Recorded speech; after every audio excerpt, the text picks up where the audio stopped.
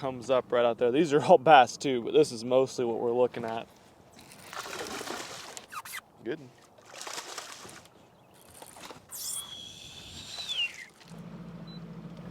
Frickin' get out on a good spot on a lake. Can you believe this? And you got boats just coming in on you like this. What's up, Meffers? Welcome back out to Texas. Today, I think we're gonna rail them. Just did some scanning. We've been trying to do some bed fishing lately. Kinda. I don't really want to that badly. But a lot of these lakes, they're done. And I like that they're done because that means they get grouped up and they get easier to catch. You can freaking crush them. That's what we're gonna be doing today. I got all sorts of different baits tied up. Every single rod you see on the deck right now, I'm gonna be throwing it. And the fish have loaded up in some of their offshore places. First spots out after they spawn, and it can be a fun time of year to catch them. There's still giant ones though. Double digits for sure we'll have an opportunity at. We got broccoli and skylark right back there coming in. Brock doesn't live in Nebraska anymore. He just moved south. Moved south for spring. Whole buzzards. Whole buzzards, look at them. Dude, there's like 50 fish right here. Look at this. Kind of hard to see right now because they're on the bottom out there, but a bunch of them high up too. Like that guy that's high up.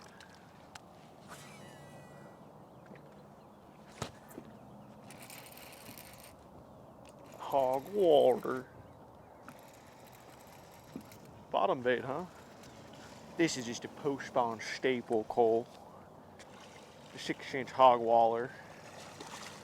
Dude, I feel like a Texan now. We got a Carolina rig going this morning. These old boys are just loaded up out there. Some big ones too. Little three-pounder guy. Getting us started. There is so many fish out offshore. They've pulled out. They just got done. That's my favorite post-spawn Carolina rig bait right there. Green pumpkin juice hog waller. There's some daggum studs down there though. This thing about hit the bottom and he sucked it in. We're out here in the trees. It looks like nothing, but I scanned around, did some map study, and there's a road bed. And so nothing trees, and then you can see it it comes up right out there. These are all bass too, but this is mostly what we're looking at. Road bed, they are just like, scan around it. They're everywhere on it. So I'm gonna try to cast my crunchy ass old reel out there, put it on one's head, and Carolina rig, you just wanna keep bottom contact the whole way. So we'll just kind of slowly drag it. A lot of people say you can't fish them too slow. One just crushed the weight. Might be some bluegill down there too. There's one.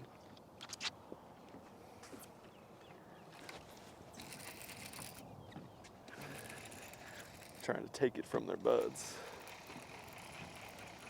This one might be big actually. Yeah, he's a little better for sure.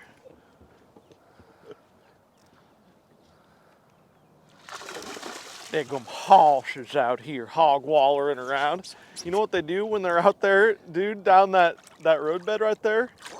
Rooting around. That's when you gotta give them the hog walla. Make all the whole buzzards out here know where you're fishing. Good one. 6-pounder maybe? Yeah, oh yeah, we're letting them know where we're fishing, where we're catching them at. This spot will never be good ever again. Oh, they freaking got that waller. God dang. I saw him come up on scope, and I was like, that mark looks big. He's pretty big. Look how long he is. We'll put him upside down for good measure. Literally for good measure.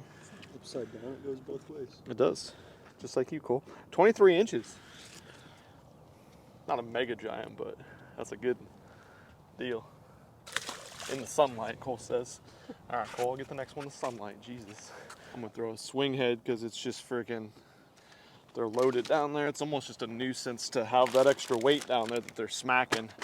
And when they're doing that, it's probably because they're just really aggressive. So take this stroker craw. Green pumpkin juice, just a great color in all water conditions, but it's definitely natural enough in this water that's probably 3-foot visibility that they'll eat it.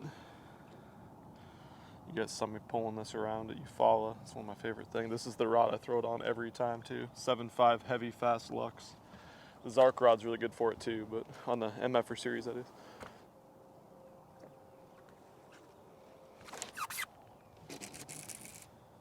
God dang. Got one on. Your favorite noise, Cole? Finally got one to eat the dang swing head. Took 2 years. It's about a 17 pounder too. 27 maybe. Good. Almost looks pre, but not quite.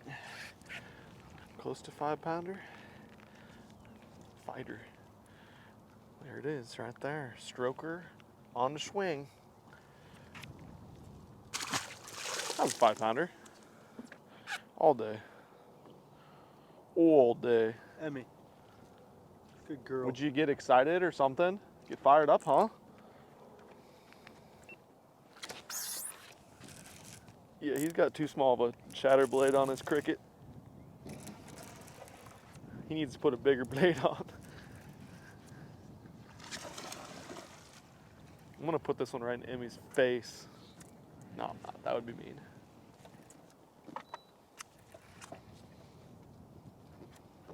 Pretty big one, huh? Not bad.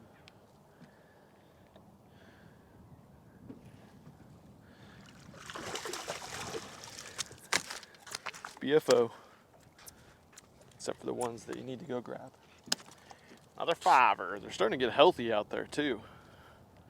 Healthy stroker crawl. I'm about to put something sneaky on, Cole. If I can find it. It's down there somewhere in that pile.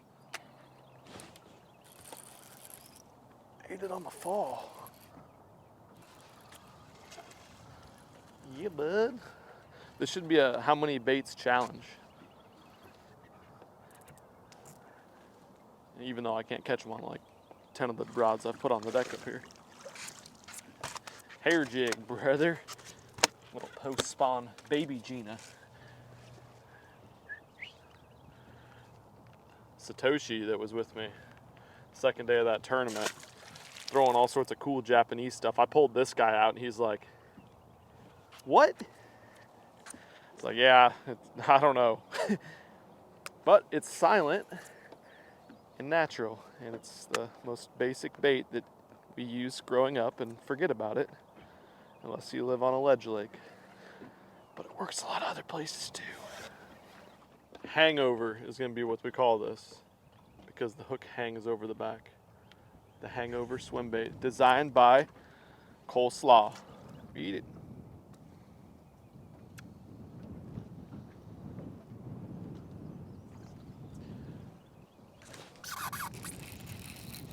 Half a mile away.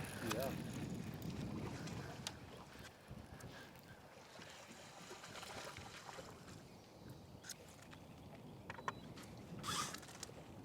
These little ones, you always feel them frickin' peck and bite, and then you just feel the weight dragging sideways, ding, ding, ding, ding, ding, because he's taking it that way.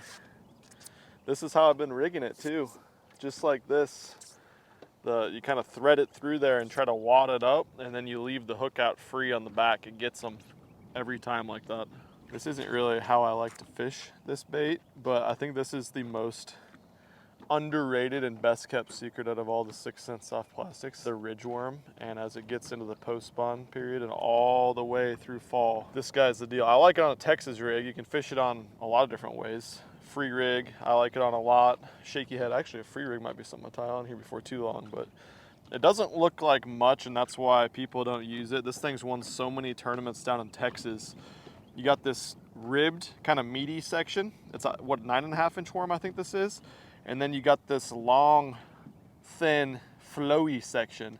And it doesn't have your traditional C-tail or U-tail like your 10-inch worms usually have.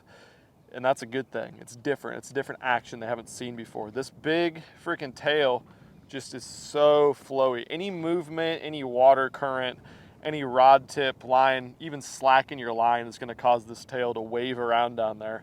It's especially good in clean water fisheries. Even Cole's caught good fish on it. It's so good. Watch this, Cole. I'll catch one on it right now just to show people how good it is at this completely public lake where they're not eating anything else. They won't touch anything except for the other lures I throw. But once again, I mean, Carolina rig, you want to throw it past your structure that you're fishing. This is not a cover bait generally, it's a structure presentation. Structure is the changes in bottom contour. Cover is the timber, grass, brush that can be on the structure. But Carolina rig, man, you want to get it on the bottom, let it settle, and just drag. It's a great bait for pre-fishing, feeling kind of some of those harder bottom areas, because you can put a 3/4, I never fish it less than 3/4 ounce usually. But you can feel the bottom, feel for hard spots, it's just freaking money.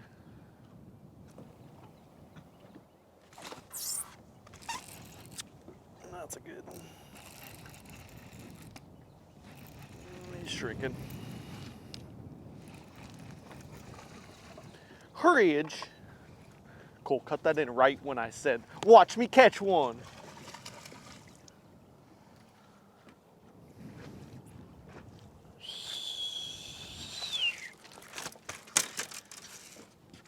Eating good out there. Would you look at that?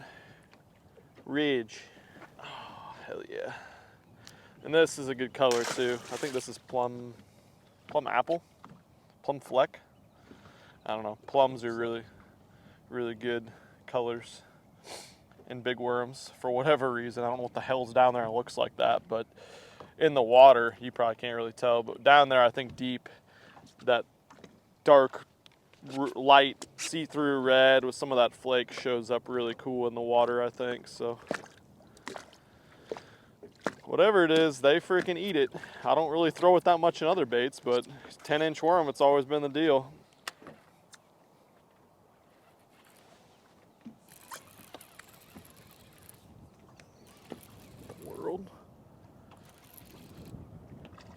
Fighting like a damn catfish. Yeah, it is. It's like, or like he's 17 pounds. He's neither. Jeez. I catch so few small ones on this bait, Cole.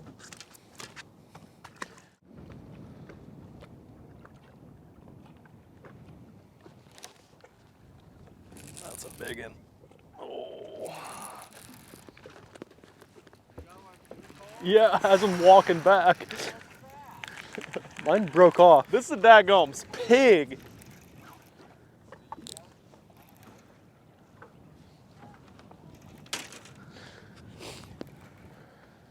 Got Skylar's PB on over here.